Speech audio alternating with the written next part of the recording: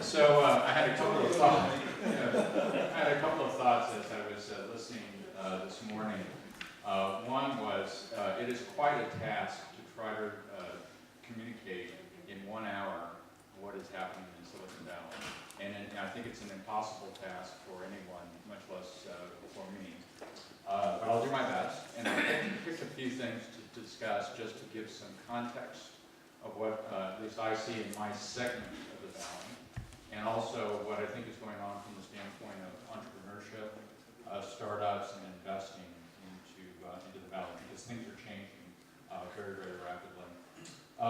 The second realization I had this morning was that we spoke this morning about the valley of death between research and commercialization. And I had not heard that term before. It was something that was new to me. But I can also say that that gap has existed in all the companies that I've worked in. So I spent my first 20 years at HP. We had a fantastic research organization there at that time called HP Labs. And it was an ongoing struggle to determine how to make that transition from a research project into a commercial offering, a commercial product. There were a handful of fantastic successes, but for the most part, that gap was never crossed.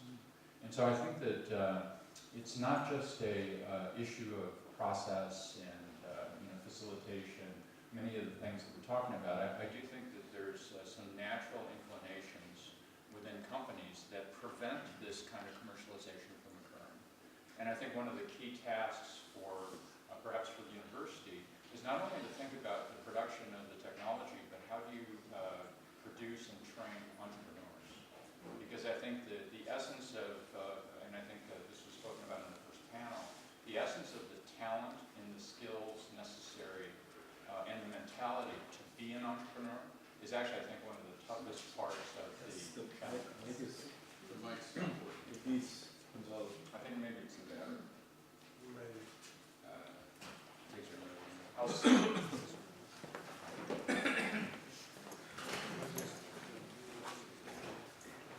There's another one there.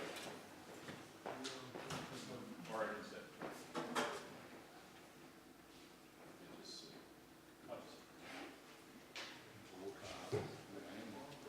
How's that? Yeah. I'm always more comfortable walking around, so if you see me begin to vibrate. So I've spent almost 35 years in the technology business in Silicon Valley. As was described by Gonzalo, I started my career at Hewlett-Packard, and I like to think about this as my growing up in a great company at a great time when the company was very much about entrepreneurship and about innovation. I'm not sure that I can say that today about the company. I've been a startup CEO. I ran a startup company in Silicon Valley for 6 years. I was lucky enough to have that company acquired by Cisco Systems, and I spent 2 years there at Cisco in strategy and operations. But I've also spent 2 years in venture capital, and I'm a active angel investor with only moderate success. So in many ways, I have occupied many of the different spaces and phases in the innovation chain that's been described this morning, with the exception of the university. So I know very little about the university, certainly here, and very little about the process the university must go through to try to drive innovation. So perhaps there's a meeting that we can create together of the perspective of the business. I think one of you said that the business is evil. So I guess I represent the evil side of this process. First, I must make some attributions. So in preparation for this kind of presentation, I borrowed or stole material from many places. So Kleiner Perkins Coughlin and Byers is KPCB is one of the most famous and one of the oldest venture capital firms in Silicon Valley.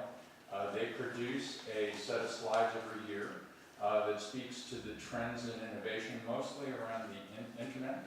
And so I think the slides will be distributed. There's a section that I've included in my slide deck that is directly from them that speaks to the transformation and disruption that's occurring across industries now on a continued basis due to the internet. And I always find this a most insightful and useful presentation, and would encourage you not only to look at the slides that I've put into my deck, but there's a broader set of material that they produce that's available on the internet, and certainly I can make the whole set available for distribution. They do distribute that publicly. I've also borrowed from several other large companies and organizations across Silicon Valley, again, just to give you a taste for what's going on there. And I suspect that what I will talk about, many of you already know. The interesting thing, someone else said that it used to be cool to be in a band. Now it's cool to be in a startup. It used to be very difficult for me to describe to my mother what it was that I did. And now it's actually much easier to describe because the world of the internet and information technology has become so pervasive and a big part of what we all see. So my key messages, things that I wanted to just talk about today. One is that the information technology segment of the industry that I live in is continuing to advance very quickly. It is something that I think started perhaps in the mid-90s. And we certainly had the first internet bubble. I think perhaps many believe that we are in the second internet bubble. But all of this is driven by the continued disruption of business models, delivery of value, and changes that are occurring across almost all industries as a result of information technology. And I hazard to say, although it's not part of my conversation here, is that includes the disruption of higher education. So there's been a substantial amount of shift already, and the beginnings of kind of the reformation of how the delivery of higher education is occurring in the U.S. We're just at the very start of it. I think it's just one of the industries that's being impacted. The following three topics are perhaps more to the point about what goes on in the Valley. I want to talk a little bit about what has happened in the so-called domain of angel investors. So it used to be that early stage investment in innovation was the purview of venture capital investors, formal organizations with substantial amounts of capital. That's largely changed. And in the U.S., a substantial amount of early stage investment, particularly in information technology, is now being done by smaller investors, people that are investing as little as $10,000 US. The other part of this trend is the emergence again of incubators, and I say again because my venture capital experience in 1999 started with an incubator. My company that Cisco acquired started as an incubator. I will report that I have concluded that incubators don't work, and we're now in another iteration, and it looks like the recipe is being refined by those that are producing this kind of incubation infrastructure now with new promise and perhaps better success than we had in the first generation. Oh, there we go. I'm comfortable now. We just did this. So, I think the other point in information technology in particular is that entrepreneurs and startups, they're largely replacing the old research labs. So Hewlett-Packard used to have a substantial lab organization. There is still one in place. There is still IBM research. There used to be Xerox PARC. I think perhaps because of the maturation of the IT industry, but also because of some of the challenges in crossing this valley of death. The amount of money that is being spent in corporate R&D, I think, is declining, and it's being replaced by what's becoming clear in information technology is a different model for innovation, and that is to patrol the area of startups, watch for commercial success, look for opportunities to leverage distribution and make acquisitions in order to innovate as opposed to doing it yourself. And then lastly, and this is an attempt by me to venture into territory that I don't know as well. I was fortunate to see about 2 weeks ago that there was a report done by the Brookings Institute in the U.S. about the success or the lack thereof of technology transfer by universities in the U.S. And so I borrowed some material from them just to show you what is going on from that report. But also I was interested in it because it supported my own experience, which is that as both a member of the startup community, the venture capital community, and in larger companies, I didn't spend that much time looking towards universities for new business opportunities. I think that's a problem. So, disruptive trends, and this again is largely focused on information technology. These are some interesting things that are going on now that I think are going to create and have already created new opportunities within the Valley. The first, and I'll go through these in a little bit more detail, is the Internet of Things. So not just the Internet of people, but the connection of devices around the world into the Internet. Big data. If you've not heard of this particular trend, I think it's something that's of particular interest because it is driving more innovation and insight and perhaps privacy and security concerns that we talked about actually in the ride over here this morning.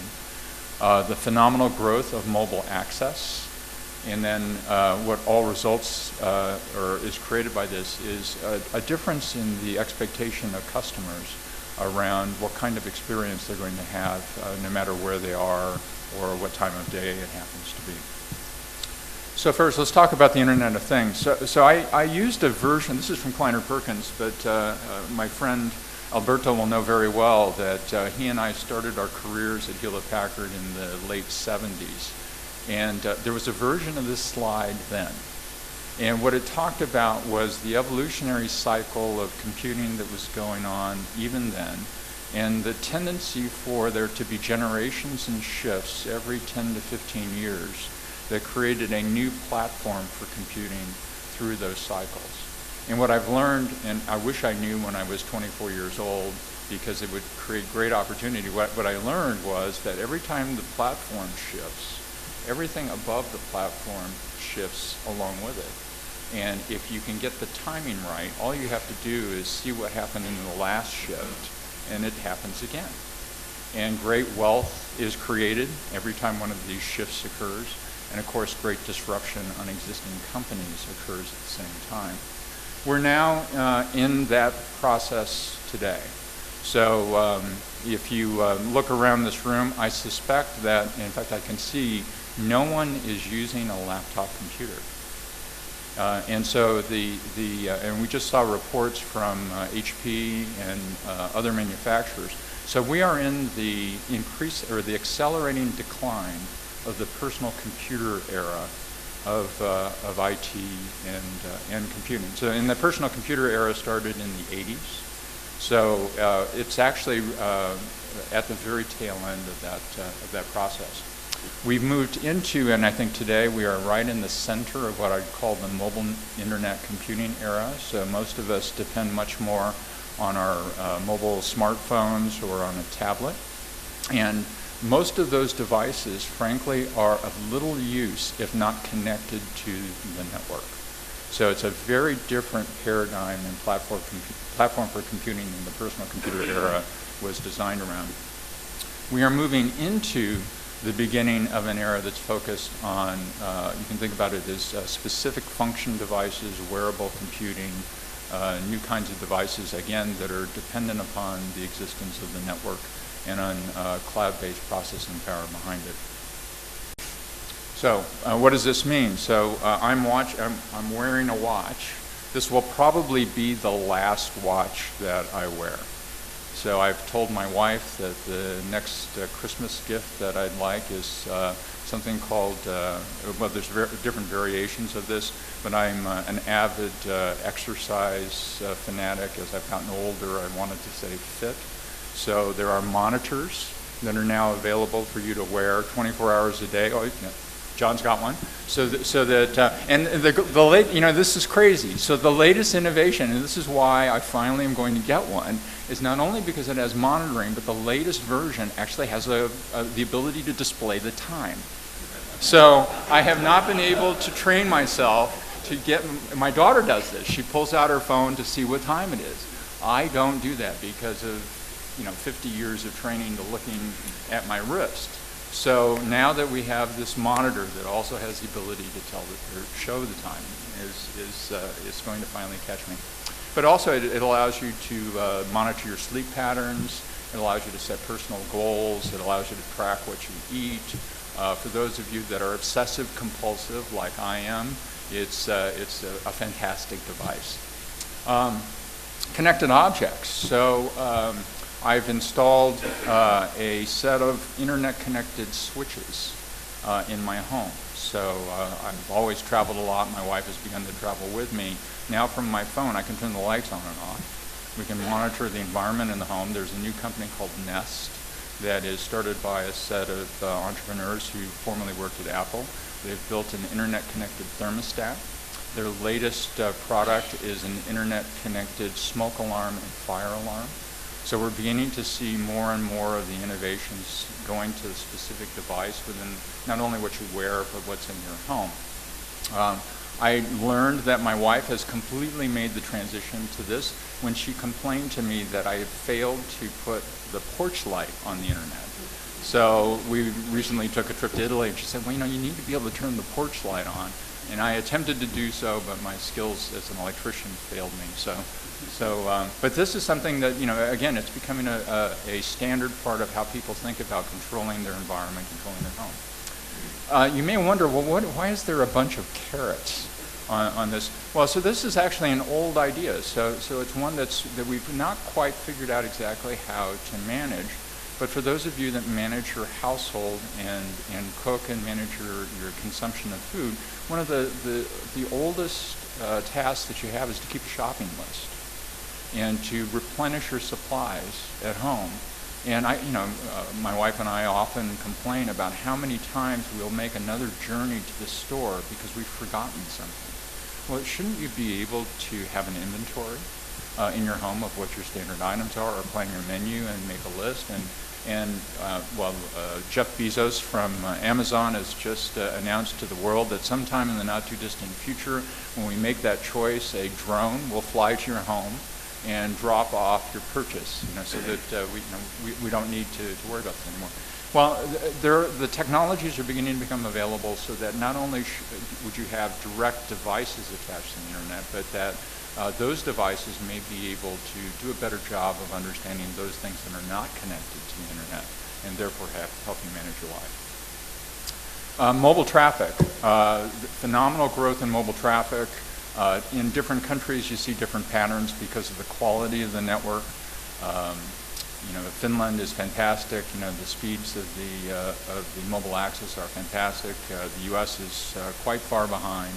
It varies around the world, but you can see that the growth pattern of mobile traffic is fantastic. The other interesting thing that we just saw statistics on in the U.S. is we're beginning the holiday purchase cycle. The growth in e-commerce for the Christmas cycle now looks to be on the about 18 to 20%. So a fantastic amount of growth in retail for gift buying during the season. The other interesting thing was the latest statistic we saw was that 18% of those purchases on the internet were done on mobile.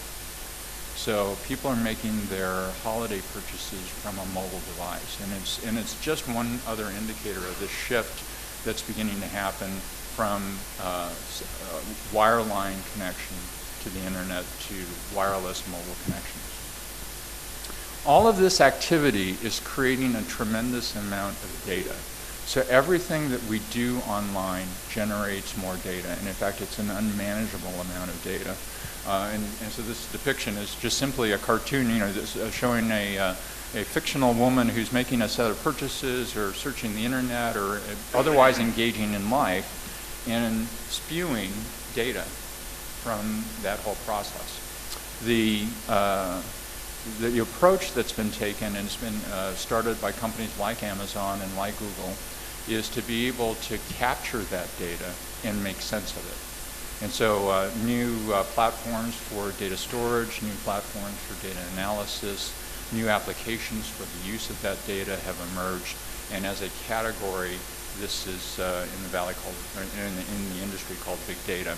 I think again we have just begun to touch the surface of how this kind of information is going to be gathered and analyzed. And I think a number of issues we will face from a social and regulatory process as to just how you're going to be able to use this data commercially. I've taken these slides from a company called Salesforce.com. Salesforce.com is one of the new era of enterprise software companies based totally on the cloud. So there's no on-premise software that's being used by organizations.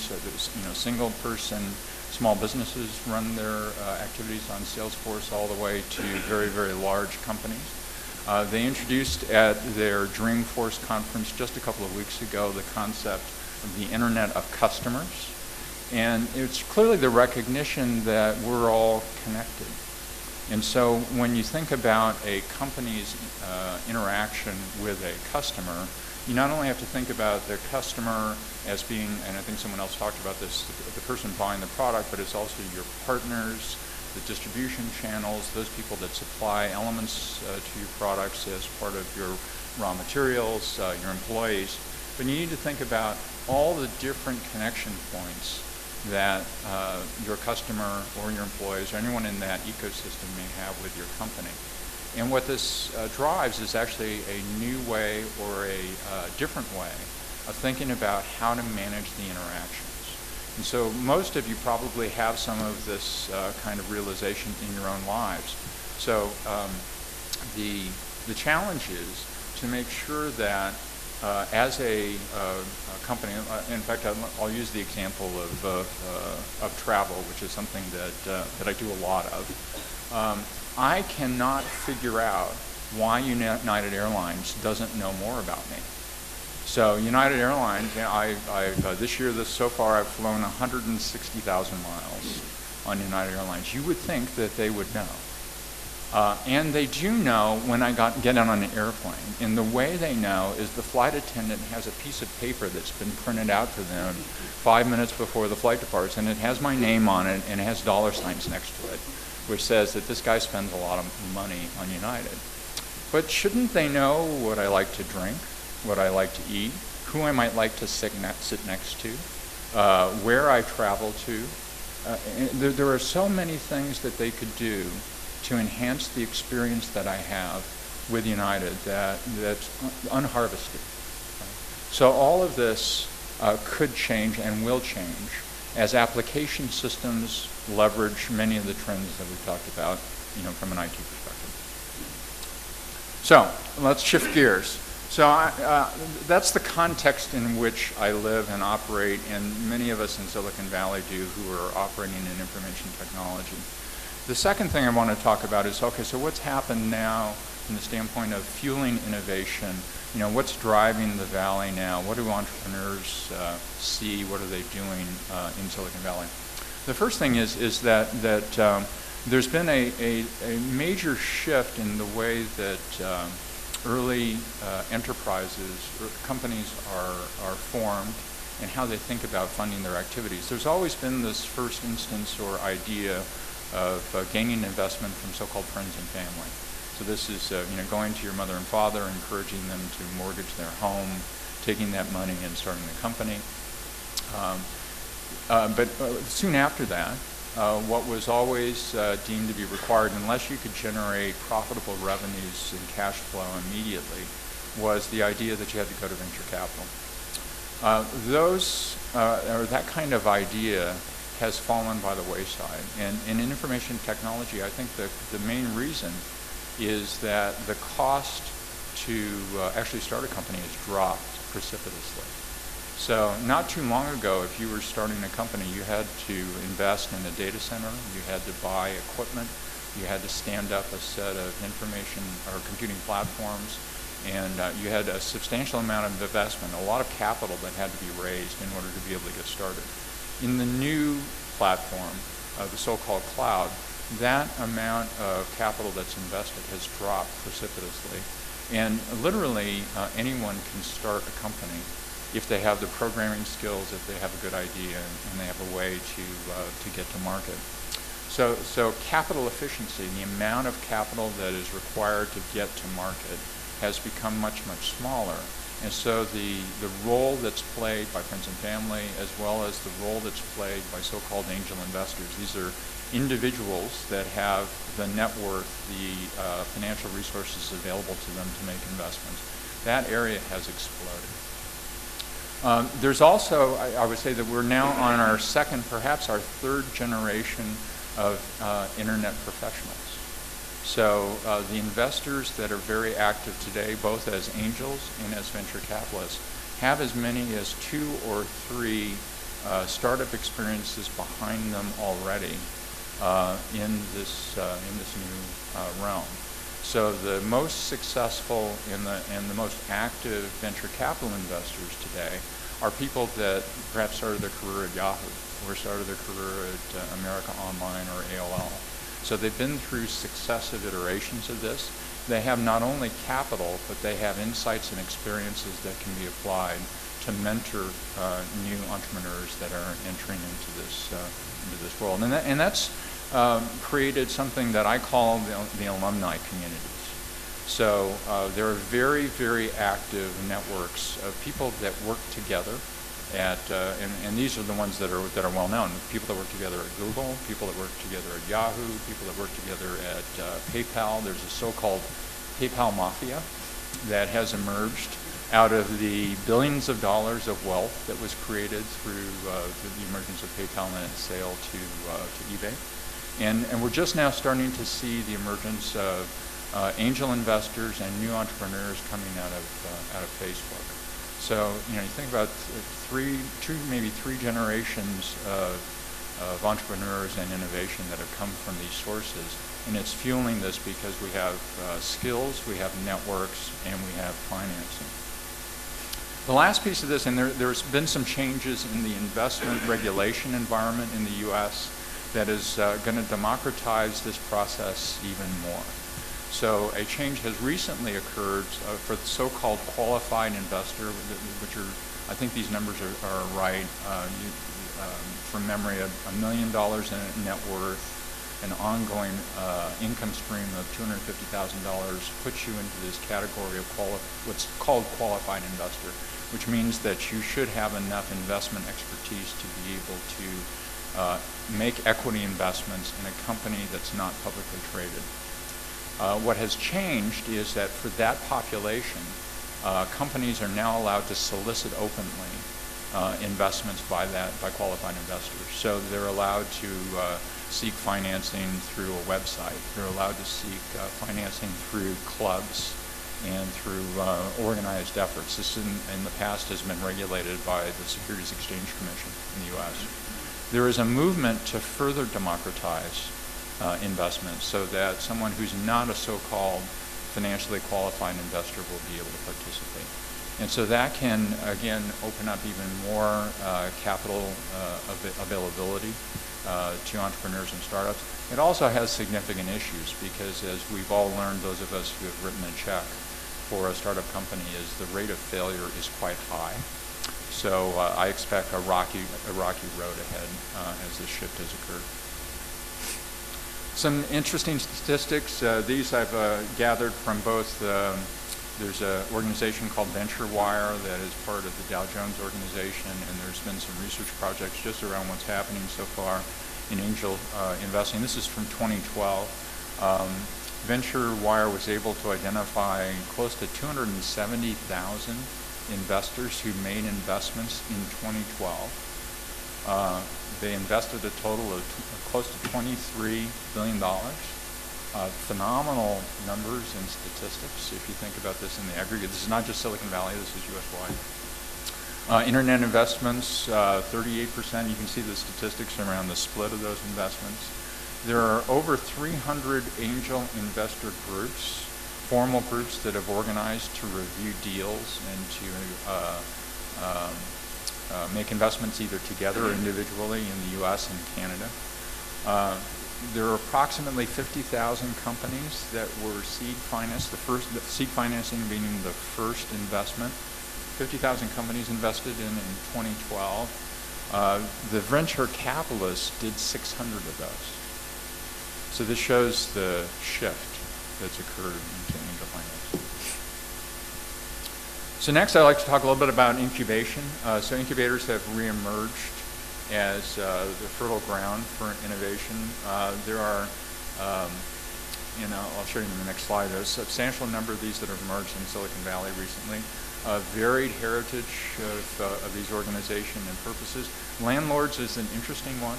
I was on the first advisory board for PayPal. It must have been in 1999. They had 6 employees.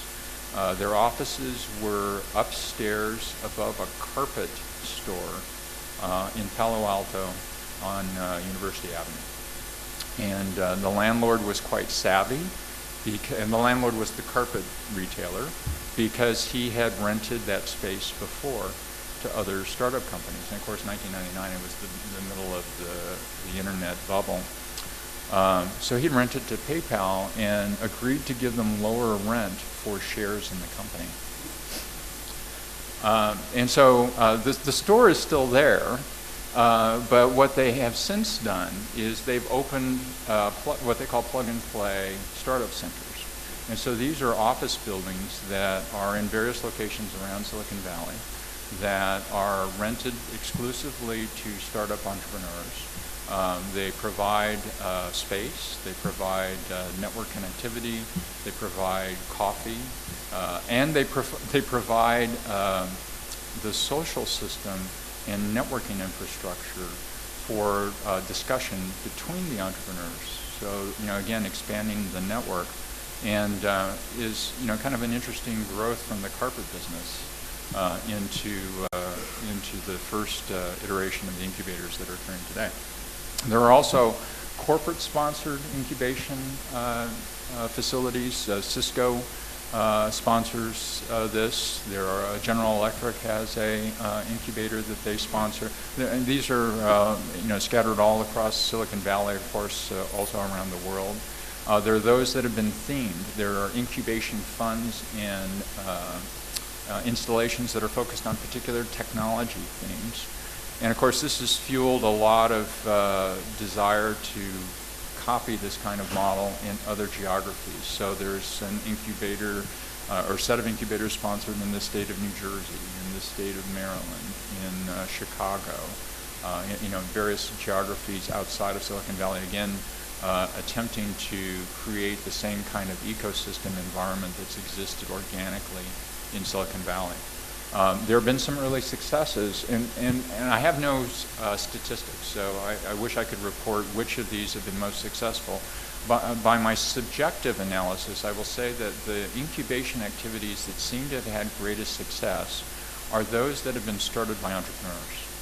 So those that are not institutionally generated, but those that have been generated by others who have already had some success in creating companies and going through commercialization themselves, and are sharing those practices, making investments, and basically mentoring new entrepreneurs themselves.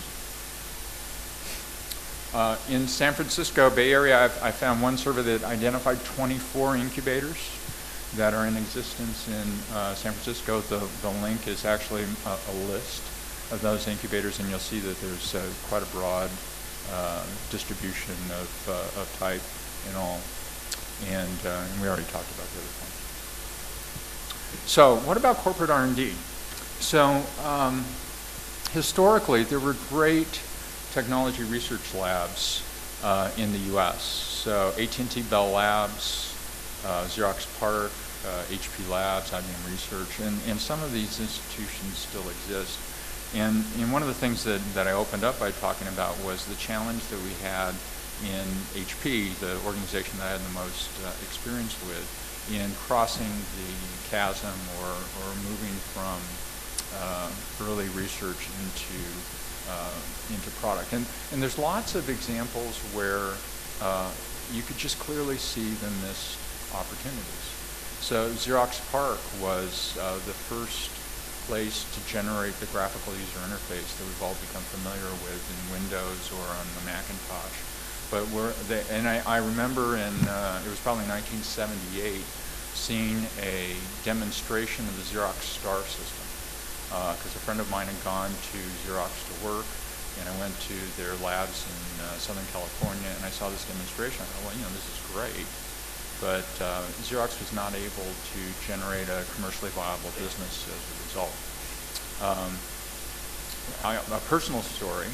It was triggered by this example that was cited about MP3.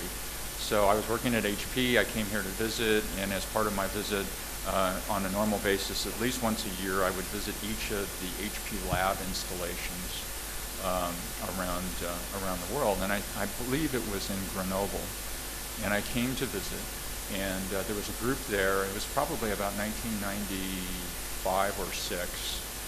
And this just tells you that you miss these opportunities, because they said, well, Glenn, we need to show you a demonstration. Oh, okay, great. They always do demonstrations. So we walked into a cubicle in HP Labs in Grenoble, and they said, well, we're going to show you something very exciting. Okay, great. So it took them about an hour to set up. So they had to call the other labs installation in the UK, and they said, look, what we're going to show you is the ability to play music over the network. And so I remember distinctly the research scientist who was doing the demonstration stood up in the middle of the room, and at the top of his voice said, all right, everybody, it's my turn to use the internet. Everybody shut down. Because there wasn't much bandwidth.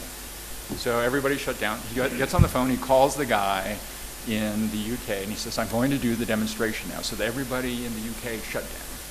And then they proceeded to play music over the internet.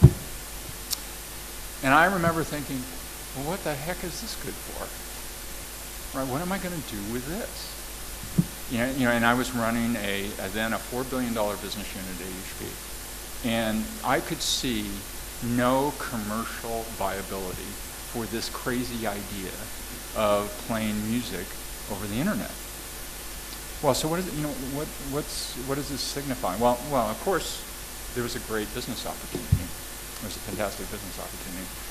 And this is the challenge that I think large companies face in their own research and in leveraging research that comes from a university or anywhere else, is that you become very focused on the context of the business that you're running.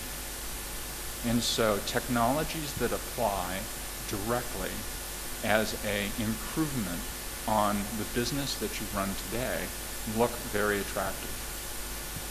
Technologies that are disruptive to that business, you defend against. Technologies that have no relevance to your existing business are of no interest. So the challenge of making this connection of how to take what may be a quite innovative and quite powerful new technology and matching that to an entrepreneur, a source of funding, and the tenacity and insight that's required to turn it into a commercial business, I think that's the challenge. If the goal of the university or of the government is to generate more entrepreneurship, it's a challenging recipe to really decode. Anyway, so what's there are myriads of these stories. We had a fantastic research lab director at HP. His name was Joel Birnbaum. He was quite insightful. He talked about the Internet of Things in 1996. He tried to convince me to start an LED light bulb business in 1997. But of course I was running a computer server business, so what was I going to do with a light bulb? But this is that connection and mismatch, I think, that creates many of the challenges. And I'm quite sure that in research labs all around the world, both in corporations and in universities, there are great business opportunities, again, that are not being taken advantage of, mostly because of context and the ability to see how it is that technology may be applied for a real customer, for real value. So why is it then that venture capital works? So I think angel investing in venture capital works because it creates a very brutal process of filtering and of learning by entrepreneurs. So I ran a startup company for 6 years. I have not done the tally, but I know that I made over 100 presentations to investors to seek capital. And let's just use the number 100. So out of the 100 presentations that I made, 3 were successful. So what does this mean? Well, number one, you have to be either stupid or tenacious or both to continue the process. And I told I have a 23-year-old and a 20-year-old daughter. I said, this process, it's worse than dating. Because in dating, the ratio of success is a little bit better than 3 to 100. May not get the second date, but at least you can have a conversation. But that process of repeated presentation and refinement. So every time we would make a presentation to a different investor, there would generally be a common theme of either insight or criticism that we would receive from those investors. And then periodically there would be a question asked or an insight delivered that was different. And what we learned to do was to change and to modify our plan, modify our presentation, think about the business in a different way. One of the things that entrepreneurs, if you read their blogs now, those that are blogging, talk about is the pivot. So one of the things that most entrepreneurs experience is the early failure of their idea or business plan. And those that make it successfully are those that make a shift or a pivot into how they think about their business. When I joined the advisory board of PayPal, PayPal's idea was, and this will test those of you who are younger to understand, or those of you that are older, if you remember this, is remember the Palm Pilot? So remember when we actually used to use, a non-internet connected device to manage our calendars and contacts, so it was the Palm Pilot. And it had infrared communication between Palm Pilots. So the original business plan for PayPal was to exchange money using your Palm Pilot by beaming money between 2 devices. And so when I first heard this, I thought, really? This is what you want? And so we went through this, and they explained to me how millennials, those that were younger than I was, actually would really do this. Really? What for? Oh, we go to restaurants, we split the check. So someone will pay the bill, and then you can split the check using PayPal over these devices. Okay, but it was an interesting team, quite aggressive, very creative, and so I joined the advisory board. Well, it turned out that in order to settle the finances between people on Palm Pilots and to connect to their bank accounts, they had to create a mechanism for exchanging money over email. And the pivot was to do away with the Palm Pilot and to focus on the email transaction of value. It's a big pivot, but if they had become so focused on the device, they would have missed that opportunity. So this idea of learning and shifting is something that also I think is an essential part of what goes on. And as you do that, as you seek more customers, as you generate more value, then it becomes quite interesting to a company that can see the technology in light of the real business opportunity. And that's when the merger and acquisition opportunities occur for startup companies. And in many cases, regardless of what the aggregate revenue was that was generated. In the case of my startup company, the lifetime revenues in my company were probably about $15 million over the course of 7 years. Cisco paid us $135 million for the company, largely because they could see the proof points of the technology that we'd built, and they could see how they would integrate into the portfolio. Cisco has built their innovation model around acquisition. Google has built it around acquisition as well as owned R&D. Facebook is growing through acquisition quite famously. HP and IBM are moving in this direction as well. I don't know the pharmaceutical industry, but I can see, at least in the activity in the Valley, that this is occurring there as well.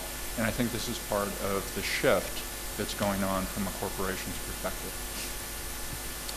So lastly, and this is territory that, again, is not necessarily my expertise, but I thought it'd be useful to share to this audience in particular. Since 1980, apparently there's been rapid growth in the view of innovation, driving innovation through universities for commercialization. There was an emergence of technology transfer offices from 1980 onwards, and now a beginning of a realization that technology transfer is necessary but insufficient to drive the commercialization efforts of those technologies in the U.S. This is just graphically representing the growth of technology transfer offices, and I took this from a Brookings Institution report. So the blue bars is the aggregate number of TTOs that have been established over this period of time up until 2012. And you can see that there was a peak in 1987. The orange was the generation of new TTOs. This is the distribution of licensing revenues across TTOs. So I found this particularly interesting, and again, this is new data for me, is it's heavily skewed to a small number of universities, right? So there may be many TTOs, but not all of them are successful. And this is, you can pick your favorite universities, but this is the listing of licensing revenue rankings, and I think there were actually dollar amounts within the report, again, something that might be interesting. And you can see which universities have generated the greatest amount of licensing revenues out of this. Again, I have to say that from a perspective not from the university, how we viewed patents. So we viewed, and this is true in both my large company experience as well as startup experience, is we viewed patents as a necessary evil. And they were largely a defensive mechanism. So what we would consciously do in both environments was to file for patents or provisional patents whenever we could, demand that our engineers kept detailed logbooks so that we could, in the event of some challenge of our intellectual property, defend, but acknowledge that the patent would have almost nothing to do with our commercial success. So it was only there as a defensive mechanism.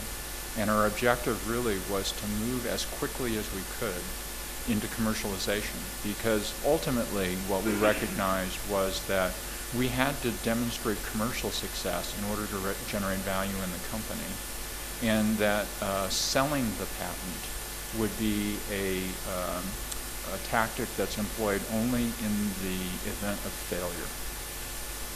So we viewed it as a failure option. So while it's interesting to me to look at patents and to look at the licensing revenue, certainly as I sit on this side of the perspective, sitting with you in the university, I think that it's not quite the right either metric or focus.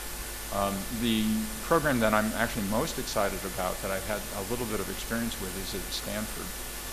And I had the pleasure of having the director of the entrepreneurship program in the School of Engineering at Stanford on my board in the startup.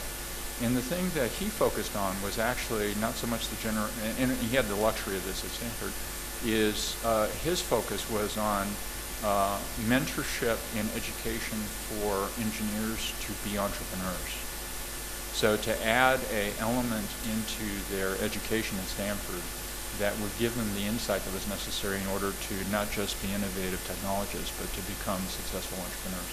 And this ranged from classes on how the financing of startups work, and the legal ramifications and the accounting ramifications, really the finance of early stage startup, the construction of management teams, the constructions of boards of directors, and also of internships.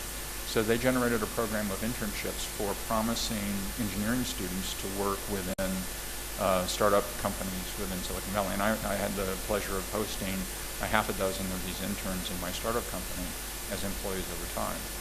And these people have become largely quite successful, not only as engineers, but also as entrepreneurs. And so I'll leave you with one last story about one of these individuals. So he was an intern in the Stanford program. He was part of a computer science program there that's been quite successful. There turns out to be a class that's taught there by student teaching assistants. And there's a long history of these teaching assistants actually becoming successful entrepreneurs. So when it comes time to find interns, everyone goes and looks for one of these people. Well, so we found one of these individuals. He agreed to join us for the summer as a programmer. He did so well that we asked him to continue with us on a part-time basis while he was finishing his undergraduate degree in computer science. And as he graduated, he asked me, well, Glenn, you know, my interest is actually to learn more about product management, and I'm wondering if you would hire me as a product manager upon graduation. Well, we were a company of 25 people, and I had one product manager. And so my counsel to him was, you know, I really can't afford to have someone who doesn't know how to be a product manager. I'd encourage you to go to a larger company and learn that skill and then, you know, come back or to do something as a result. And so he said, oh, great advice. He took my advice. He joined a little company called Google. And he became the product manager for what he thought was going to be a product that wasn't very successful called Maps. And the reason he didn't think it was going to be successful was because, you know, at the time there was already mapping software on the internet that was widely available and commonly used. And so the insight he took was my company focused on internet-based programming interfaces for broad usage. And so he brought that idea to Maps so that a ecosystem of developers could use Maps across the industry. It resulted in him becoming a Google Fellow. He left Google soon after the IPO. He started his own company called FriendFeed, which failed, but it got enough visibility so that the assets of that company, including his employment contract, were acquired by Facebook. He then became the CTO of Facebook. He stayed with Facebook until just after the IPO, and now has started a third company called Quip. So if you're interested in finding out what he's doing in his latest innovation, look for a product that's QUIP, and what he's intending to do is disrupt the asset base and the business of Microsoft Word and change the way people think about word processing. Very, very capable, great guy. But it's very clear that through this whole process, he trained not only as an engineer, but he trained as an entrepreneur. So, is all with that? Time for questions, or? Yeah. Taking away my first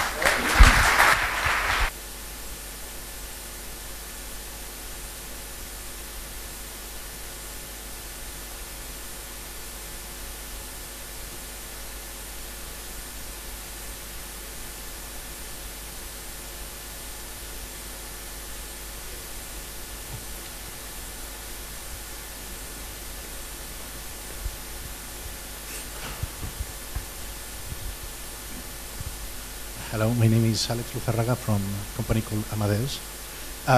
So your model is very interesting. It's mainly related or based to IT and IT innovation. Yes. How exportable is to other types of innovation? Like you mentioned pharmaceuticals, chemistry, other type of innovation that is also there. You know, I think that the shift that's occurred in IT is, and this is my view, is a direct result of the change in capital efficiency.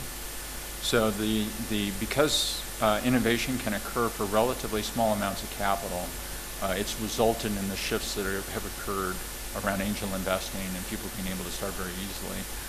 It's quite clear that there are other industries where much more capital has to be deployed in order to reach commercialization. And so I think in those cases you'll see a different structure around that. So we could have an interesting discussion about different industries. I do think that there is a shift that is about to happen with physical goods. So you probably are all familiar with 3D printing and the changes that have occurred in prototyping of mechanical devices as a result of 3D printing. The first incubators around physical devices have started to emerge in Silicon Valley. And it's quite exciting because 3D printers have become available for as little as $2,000 US now. And the 3D printers are now going into high school programs in some of the wealthier high schools not private high schools in Silicon Valley. So I think we're going to see this emergence of another whole wave of innovation that's going to start to occur around physical goods. Hello, Ricardo Jimenez on UPM.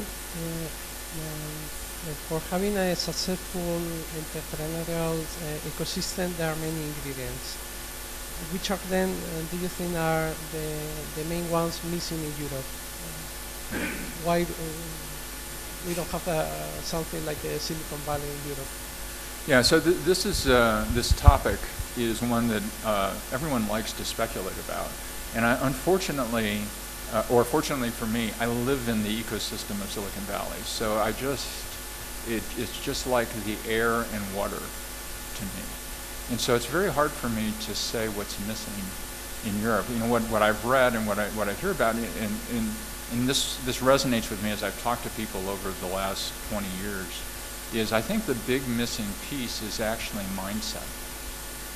It's not so much, there's capital available, and there's certainly technology. I think this idea of skill and training and mentorship of entrepreneurs is actually the missing ingredient. And to recognize that it's an organic phenomena and not an engineered, structured phenomena. So critical mass and mindset, those two things I think are very important.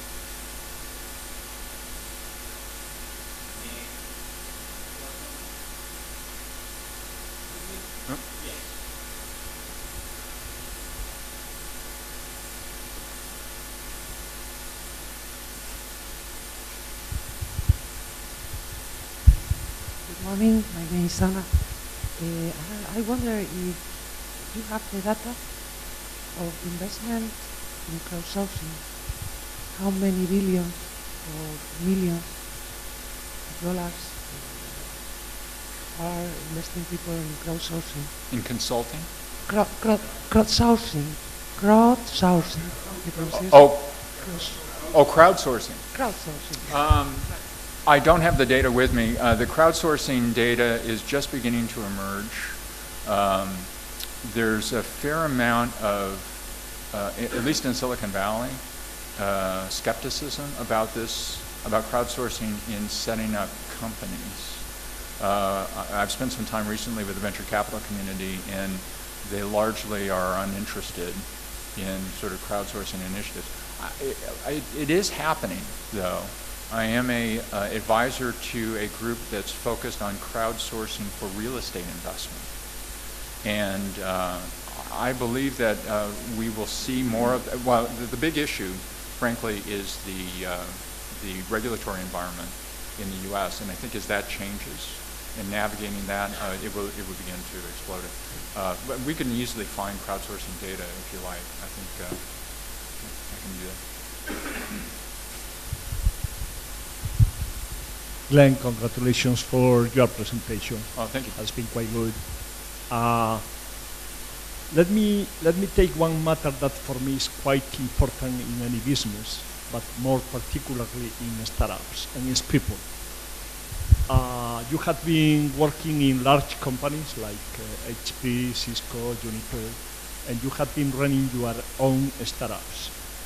Can you tell us what are the main differences, if any, on the people working on large corporations and the people working on startups? So this is a very dangerous topic. So I will first make an observation. So perhaps when we joined HP, in the late 70s, HP was a fantastic place to work if you wanted to learn about innovation and about running a business. And I would hazard to say that HP is no longer that place. If you wanted to go someplace, a larger company, to do this now, you might go to Google or Facebook. And in between, there were many companies, right? So in the 80s, it might have been Oracle. In the 90s, it was probably Cisco. So there are these waves of time when the rate of innovation and the youth of the company and its businesses would cause the most capable new graduates to go to those companies. So the thing that I have learned about big companies is that if I wanted to find the innovative, aggressive, entrepreneurial talent, don't go to big companies, because they, or older big companies, because they don't stay there very long. They will go and they will spend a little bit of time to learn a little bit more and to build a network of people that they might work with, and then move off to do their own thing. The traits are obvious, right? If you are in a large company, you must have patience for and respect for process and discipline in order to run a business at scale. If you are in a small company and in entrepreneurship, process doesn't mean very much. Actually selling skills end up being one of the most important thing in a small company, because you're selling to investors, you're selling to your first customers, and moving very quickly and being able to assess and draw conclusions from a very little bit of data and move very quickly. These are things that are very important in the small company and not valued in a large company. And so, of course, there's a natural filtering mechanism that occurs as a result.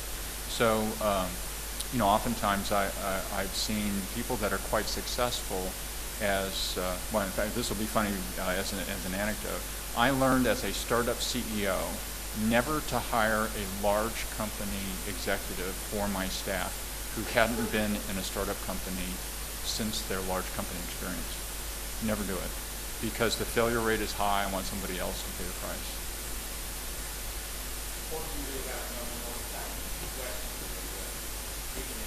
Yeah. Yeah, thank you.